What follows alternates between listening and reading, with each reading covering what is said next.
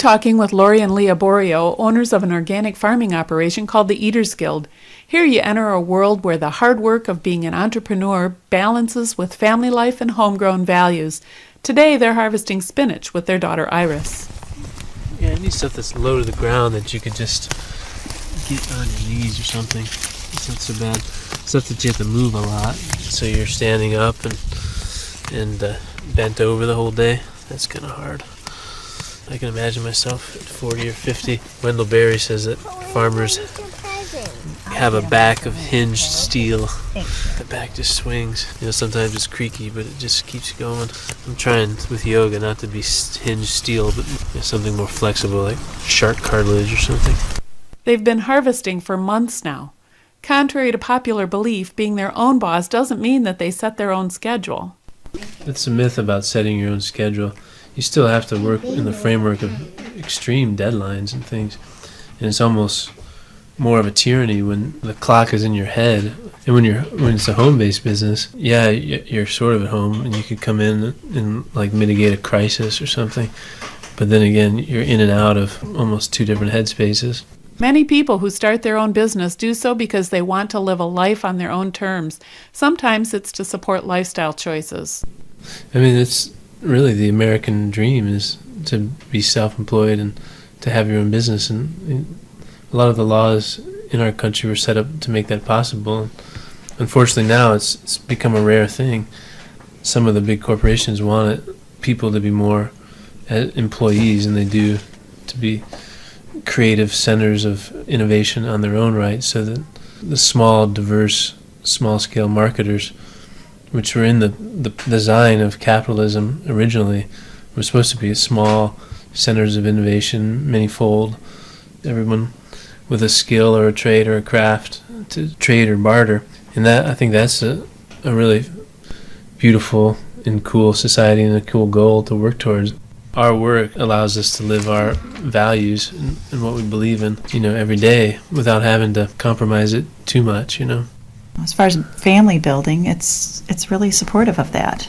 I think the dreaming is one of the funnest parts of the early curve in entrepreneurship. You're living what you feel really, passionate about, so it's all builds on itself, and we're rewarded constantly by just being able to live by what we value and things we love, and every day it's self-filling, self-edifying. Yeah. So sometimes it's more evident, but your work can be your play.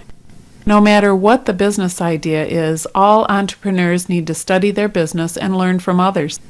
Just by the nature of organic farming, they're still small enough under the radar that you have to use informal channels for skill and knowledge acquisition, job training.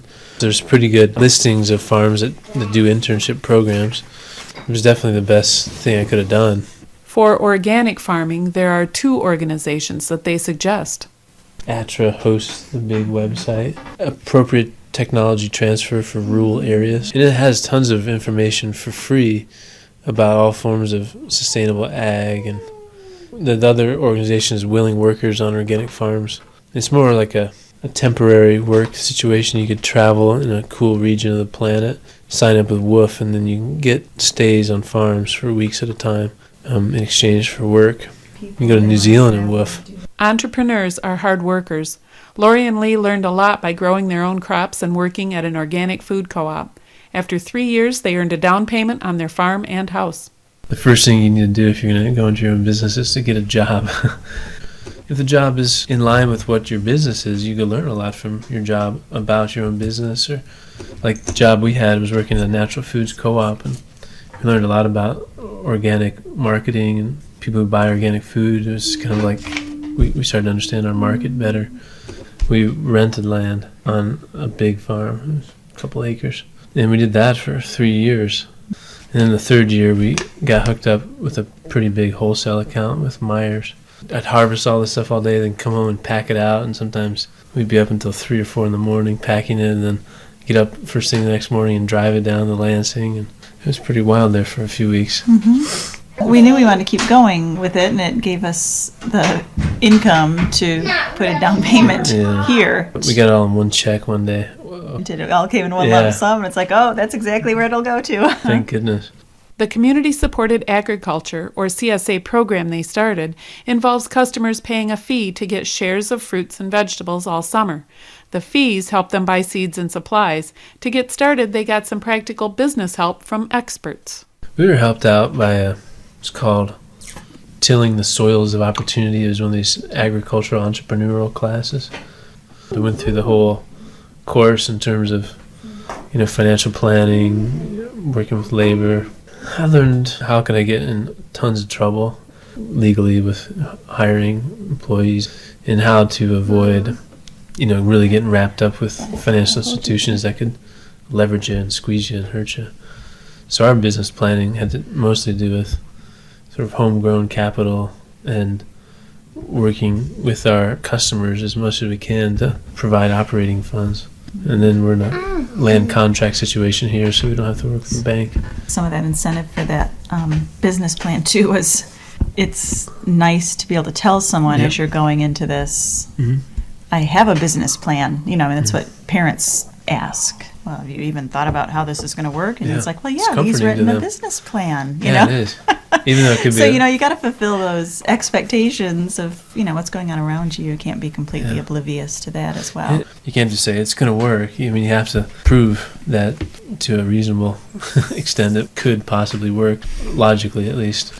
If the structure of the plan is sound, a lot of things can go up and down in the middle, but the structure's there, so you usually end up on average okay. And we're finding that to be true. We're still here. We're eating. Owning your own business really is for everyone, not just those people who have lots of money. They always said financial reserves or financial resources to bear, 3 years of losses. But I would say an addition or in place of financial reserves could be, a sense of frugalness or a really cost consciousness of your own lifestyle, so you could live with very little for a while. And I don't want to discourage entrepreneurs because they don't have, 50 grand in the bank that they could whittle away for 3 years while their business loses. Because if that's what the criteria were for starting your own business, people wouldn't do it. People can't do it, Only a certain class can. I don't think entrepreneurship is only for a certain class. I think it's for a creative class, but that cuts across economic boundaries. Here are some personality traits that have helped the Aborios in their business. My personality traits I find are sort of what keeps us going in the years, like optimism, or a sense that you could always make good out of a situation and learn from it.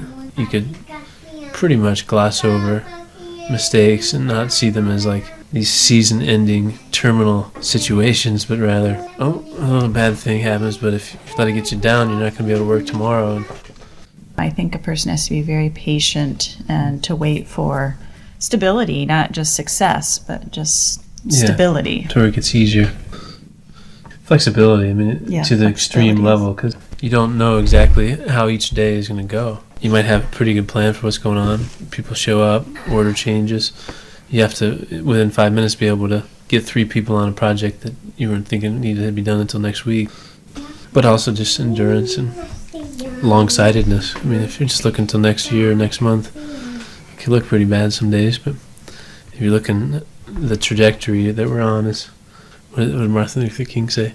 The arc of the universe is long, but it bends toward justice. You can barely see the curve of it. Back outside, they survey the chores for the fall harvest. The squash is in. Carrots, we got beets up there still to pull. Actually, everything. Rutabagas, turnips. Everything's No, actually, nothing's pulled yet. We're taking advantage of the season's actually growing the crops still. It's not done. We're going to go to the carrots. One of the newsletters a few years ago, but it was a haiku I wrote about carrot pulling. I used the word chthonic, which is earthen, or it was like it said orange chthonic finger, like mine. Gentle tug, dull pop. The sound is really cool of pulling a carrot. Okay, just get real close. Hear that? Yeah. Isn't that beautiful? Can I eat one? Yeah, oh yeah. Thanks. You want to wipe it? You want me to wipe it? Yeah. We're gonna pull these on Saturday. With winter, they'll have a bit of rest before planting season begins again.